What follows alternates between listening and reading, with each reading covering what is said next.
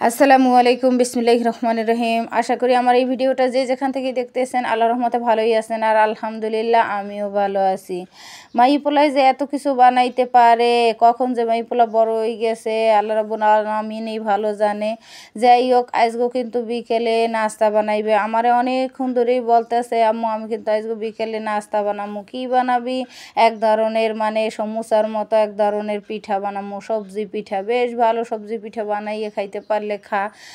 যেই কথা সেই কাজ। আমি আর এর কাছেও যাই নাই, কিন্তু ছোট ছোট হাত দিয়ে খুব সুন্দর করে আটাটারে গোলাইয়া আটাটার কাইটা করে শক্ত শক্ত করে তারপরে মনে করেন সবজি ভিতরে দিয়া ঝাল ঝাল করে বানাইছে সবজি পিঠা। কিন্তু এই কাইডা মানে মানে করার সময় গোলানোর সময় আপনার সব সময় খেয়াল রাখতে হইবে যে এই কাইডা কিন্তু একটু শক্ত শক্ত রাখতে হইবে। সমুচা সিঙ্গারা যেভাবে হয় ঠিক সেই রকম মানে এভাবেই এটারে বানাইতে হইবে। এখন খুব সুন্দর করে অল্প অল্প অল্প অল্প পানি দিয়ে হাত দিয়ে মাখাইয়া ডোডারে তৈরি করিয়া সাইডে রাইখা দিছে। আর এদিকে আবার কি করতেছে আপুরা ভাইয়েরা জানেন, এইখানে আলু সেদ্ধ দিছে। সেই আলুগুলারে নূতন আলুগুলারে চিরিয়া তারপরে মনে করেন সিল্লা কাঁচামরিচ দিয়া, ধনিয়া পাতা দিয়া, গাজর আর তারপরে শসা দিয়ে দেখেন কি পরিমাণে হাত দিয়ে চটকাইয়ে চটকাইয়ে চটকাই চটকাই মাখছে। ওরে আল্লাহ রে, এত ছোট হাত দিয়ে যে এইভাবে চটকাই চটকাইয়া মাখছে, আল্লাহ জানে যে হাত জ্বলবে কিনা। তবে ওদের অভ্যাস হয়ে গেছে, এখন আর হাত জ্বলে না, কিন্তু আমার হাত জ্বলে। যাই হোক, খুব সুন্দর করে মাখাজোখা করছে। আর এইদিকে ডোটাও দেখেন কত সুন্দর সফট হয়েছে। আর এদিকে এখন আবার তেঁতুলের পানি মানে কতটা গোলাইতেছে, এই তেঁতুলের কাইটা দিয়ে খুব সুন্দর করে এই পিঠেগুলো খাওয়া হইবে মোমোর মতো। এই জন্য কিন্তু এটা তো যদি সেদ্ধ করতাম ভাপে দিতাম তাহলে মোমো হইতো। আর এখন তেলে ভাজে নিমো, মানে ওরা তেলের ভাজাটাই বেশি পছন্দ করে।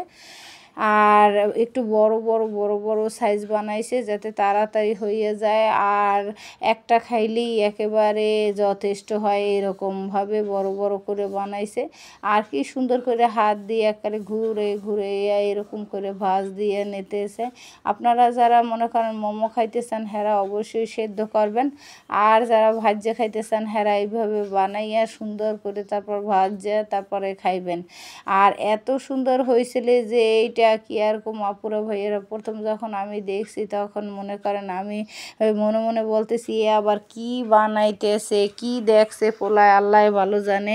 তারপর এখন দেখি যে কি সুন্দর করে বানাইছে। আমি আবার ভাজতে চলে এলাম যে দে আমি ভাজতে দেই, একটু হইলেও হেল্প করি।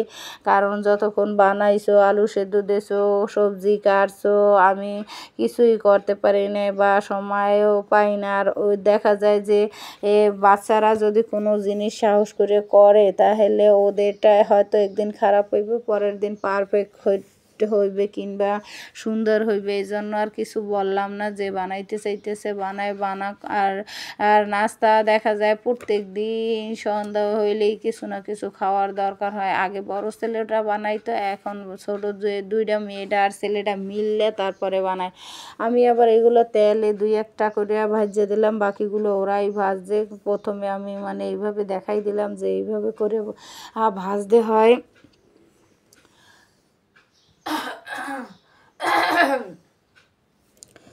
তো এইভাবে করেই ভাজলো, প্রত্যেকটাই অনেক সুন্দর হয়েছিল আপুরা ভাইয়েরা। আসসালামু আলাইকুম।